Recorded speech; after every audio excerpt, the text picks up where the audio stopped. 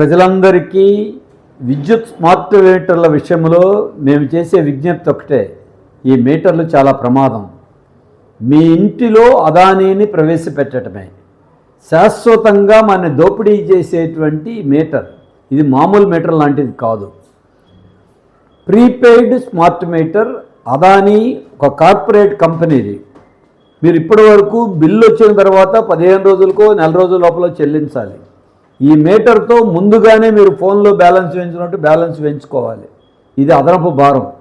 అంతేకాదు గంటకి రీడింగ్ తీస్తారు, గంటకి రేటు నిర్ణయిస్తారు. పగలు ఒక రేటు, రాత్రి ఒక రేటు. ఇది ఇంతకంటే దుర్మార్గం. మరొక వైపున మీటర్కి అయ్యే ఖర్చు 9,000, మనమే 93 నెలల వాయిదాల్లో చెల్లించాలి.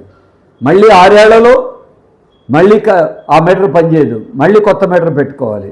అంటే ఇక శాశ్వతంగా ఈ మీటర్ పేరుతో విద్యుత్ పంపిణీ సంస్థలోకి అదానీ సంస్థ ప్రవేశిస్తుంది. బాగున్న మీటర్లు ఎందుకు తీసేయాలి? 2 కోట్ల మీటర్లు ఎందుకు మార్చాలి? అందుకే ఇప్పటికే విద్యుత్ బిల్లులు పెరిగిపోయాయి. సర్దుబాటు ఛార్జీల పేరుతో ఏనాడో వాడుకున్న కరెంటుకి ఈరోజు బిల్లులు వేస్తున్నారు. ఇది దుర్మార్గం.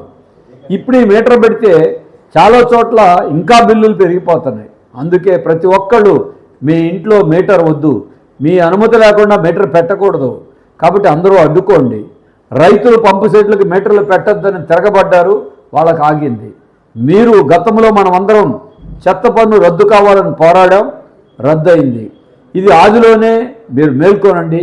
స్మార్ట్ మీటర్లు పెట్టకుండా ఎదుర్కోండి. మీ కాలనీలో, మీ వీధిలో, మీ అపార్ట్మెంట్లో అందరినీ ముందుగానే చెప్పండి.